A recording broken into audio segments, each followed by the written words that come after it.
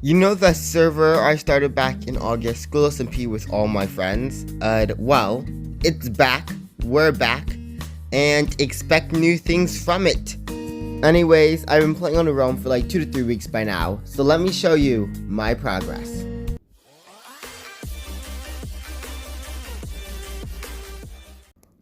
Alright, so because of MLK Day, a national holiday, we had a 3-day weekend when the realm started, which was amazing when it came to progress. So the realm originally started on a 3-day weekend, and I had the idea to make a giant snow globe, because I wanted to do a giant snow globe. Well, actually in my head, it seemed actually a bit small, because I was going to make this snow globe be my starter base. And then when I actually started measuring it, the snow globe seemed a bit bigger than I had expected. It's 12 o'clock. It's midnight. Okay. So I've been working on this project for around about 3 hours. And this is what I got. And then again, I just started this world and I am using iron tools. But 3 hours. 3 hours and I just got a circle. Okay. That's really, really depressing. And I haven't even gotten the sand part. The sand's gonna take forever. Oh, this is... See, I really underestimated this project. I thought it would just be a simple starter base, but this starter base is gonna be pretty wild. Oh, man. So yeah, 3 hours I got this done, but I have got, the logs here. 6 stacks, and a half. That is going to be, for the base. Now, I'm worried because that may not be enough logs for the base. With that realization, I slowly but surely started to build up my home. And for the glass dome, I started in a creative world to test out the shape of it, and I slowly got into it in my survival world. Alright, here was my sort of logic. This is my building testing world where I build and test stuff because I love building. Here is my main thought process when building this. You see, this is the sort of slope we were going for. 2 blocks starting off at the base to give it some foundation. Then we go out a lot, so that's a slope of 1. Then we go up 2. Then we go up 3. Then we go up 11. That's the main part. We could add an extra 5 blocks in between these 11, 1, 2, 3 right there. Yeah, we could do that too.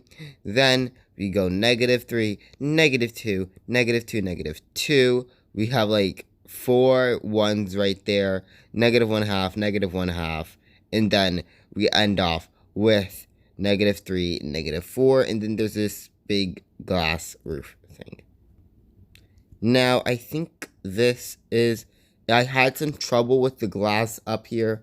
It didn't line up perfectly. You see that this forms right there. So that means this thing right here cannot go up there. It will go somewhere else. Probably along this thing, because this isn't aligned as equally to that right there.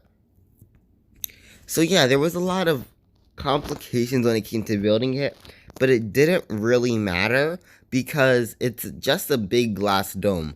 If you place a single block out of place, you're not really gonna notice. So yeah.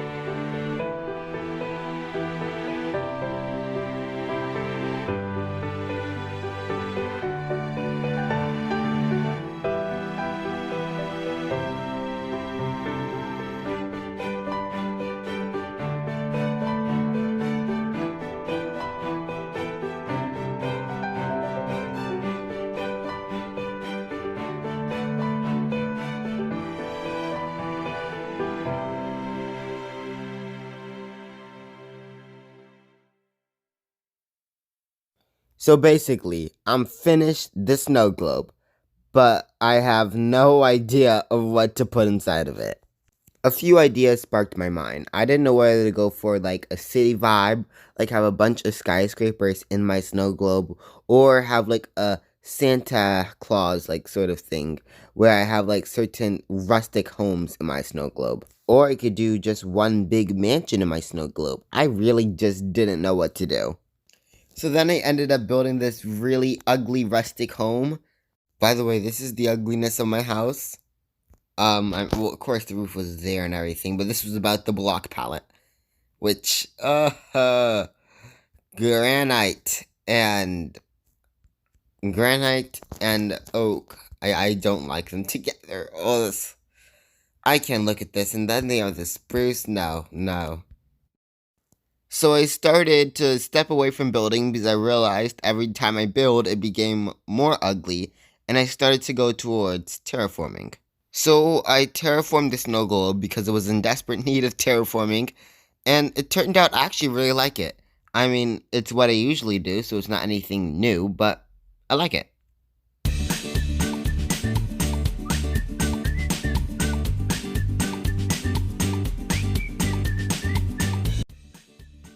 Anyways, terraforming was a really good break, and it actually gave me some really good inspiration for what I want my house to be like. So I started constructing like 2 towers, and this is actually up to date of what I currently have now, and I actually really like these 2 towers that I built. Do a snow globe sort of feel, like a very big sort of snow globe feel. So I ended up making something like this. Yeah. So on the weekend of this place, which is MLK weekend, which I think only Americans celebrate, is that we have a giant snow globe. Yay! I'm actually surprised I did this all in one weekend, especially the first starting weekend of MLK. Mountain, right underneath this, it was all covered in snow. Everything, you see that like little like branch right there? There was just a line of snow. This I think was the dirt. And I need to like delete it to get more dirt to place above here. Now, I think this is where we start to get some of these houses in. As you can clearly see, these are not rustic houses like my first one. These houses are pretty town style, like houses that you'll kind of see like in a city or like in Homercraft, like an Aqua Town. This is not done. But you could see that these houses are more like stores, and I really love how this came out. It is a nice home. I don't know why. I love this home. This home's amazing. This home's good too. I mean, it has no interior, but yeah, you could see how like these homes work well together. I like them. They're nice. But then I saw people getting advanced. While I was still building my house, people were really advancing in the game. Kof Asir, whose base I think is right over here. I think he made an underground base. But Asir has like netherite armor and all that stuff. But I have iron armor even right now. Yeah, I needed to do something about that. And I traveled all the way to the desert. And due to the power of editing, we will magically come to the desert in probably this bad edited way, but yeah, we will magically go to a desert. Welcome to the village of torture. Why is this the village of torture, you may ask? Well, let's just say this village cost me a lot of pain. To be quite honest with you, it's actually quite a nice village from terraforming and like nice look. I mean, there's some really extravagant like structures. Like this like side would be like the snapshot of like a resort fee at the village, just like this beautiful like vacation like area. Like this looks amazing. But really, this village caused me nightmares. Not nightmares, just pain. Just pure pain. So this village was my first villager breeder experimentation thing. And I think I had a rail line that I did delete because I needed more rails for another village thing. But this is a villager breeder right over there. Right over there. This took me a whole weekend to get put. And it isn't even together properly. But a villager breeder took me a whole weekend. That's 3 days, including Friday, to use to my disposal. Just 3 days. I was working in this area, and it's a mess. It's a real mess. There's actually one little guy in here. I really want to kill him. But the villagers just didn't breed. And I'm like, why? Why? They didn't breed over here because this was too close to the village, probably. And I needed to I built this, and I needed to rebuild it just a couple of blocks over there. In the process of rebuilding it, one villager died right here when I told everybody to sleep. And a zombie killed that villager. Another villager ran off over here, and this villager died because a zombie hit it again. As you see, at nighttime, when dealing with villagers, the ideal thing is to sleep. Anyways, I needed to create a villager breeder yet again over here, so now I have 2 villager breeders. Then these villagers didn't breed, so I tried to make a carrot farm. Ooh, there's actually carrots in here. I tried to make a carrot farm. And this carrot farm did not go well because all the villagers over there were already dead, and I needed another villager to go get it. So it was a mess. I wasted a weekend on this stupid project, and I was so angry when it didn't come together. This is why this is the village of pain. I really just hate the sight of this, but this is where I get my sand from. Honestly, at the end of the day, I probably will make this like a wasteland. Also get some acacia from here because this is a big acacia biome. But yeah, this village is just a pain. With the big failure of my first villager breeder, I was not going to give up. So I searched for another village.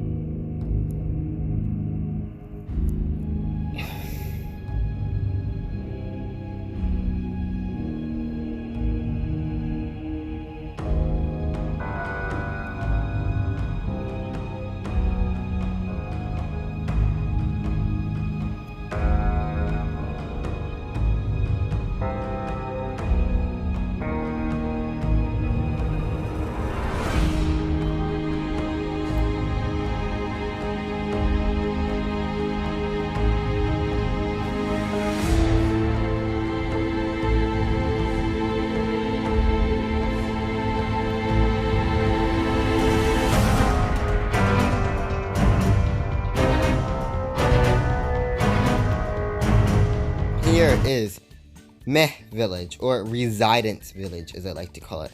It's a nice village. It borders 3 biomes, as I stated before, and it's actually decent.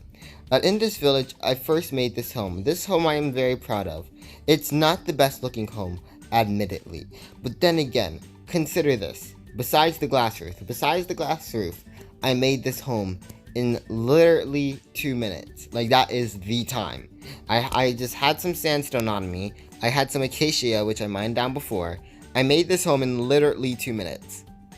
And I'm happy of it. Like, I said, okay, why not just place a sandstone base? And then I placed all the wheat that I got from the previous village right over here, which is actually a decent food source. Though I want this wheat to be like, desperate like needs. So I decided that I actually need a food source because my food source at the time was rotten flesh. So I actually made a pretty big farm over here. This farm over here holds a pretty decent amount of crops, and actually I could harvest it right now.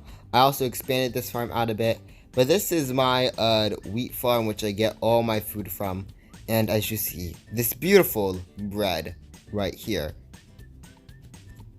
But yeah, I was proud of this farm. I can also breed up some cows too. I should do that sometime. I should breed up some cows. Anyways, it was going off to a good start. This is going to be my village area, where I do basically everything with my villagers. So I want to do in this base what I could not do with the other base, which was make a villager breeder.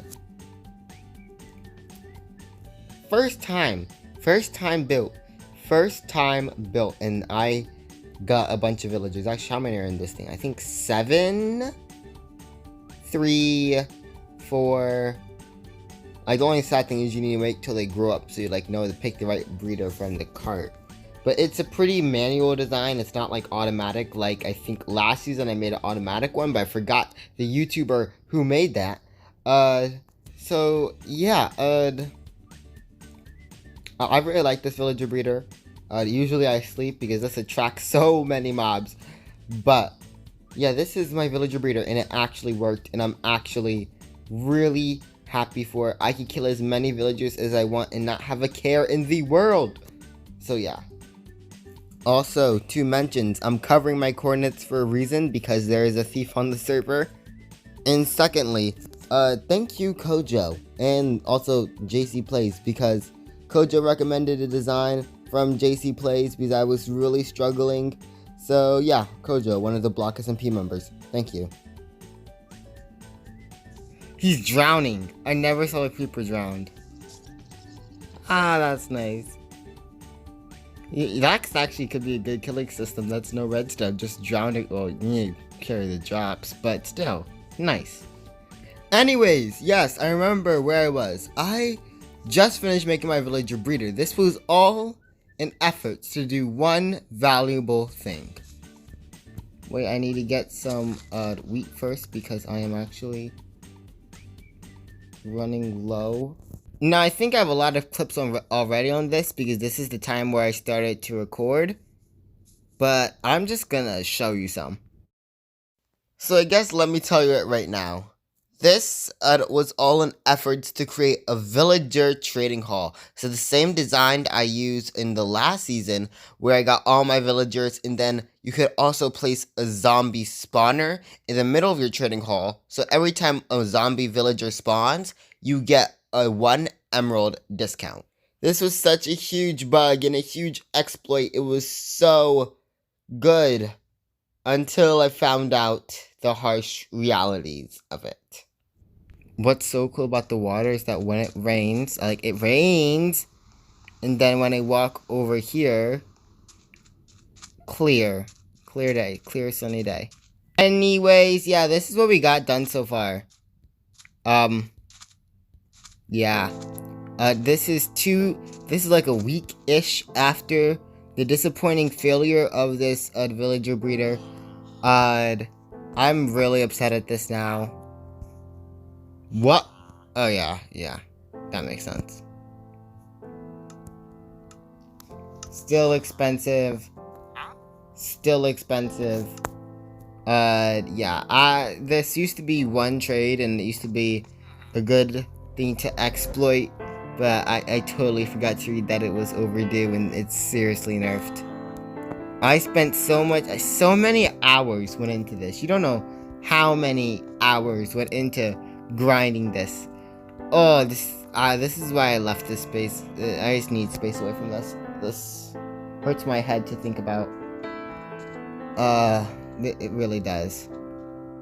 So like I said in the clip, the trading hall was heavily nerfed. The exploit is not really much of a discount anymore. You saw a huge pyramid because I did plan on making a very big pyramid base. Now it's like I may do it, I just feel uninspired.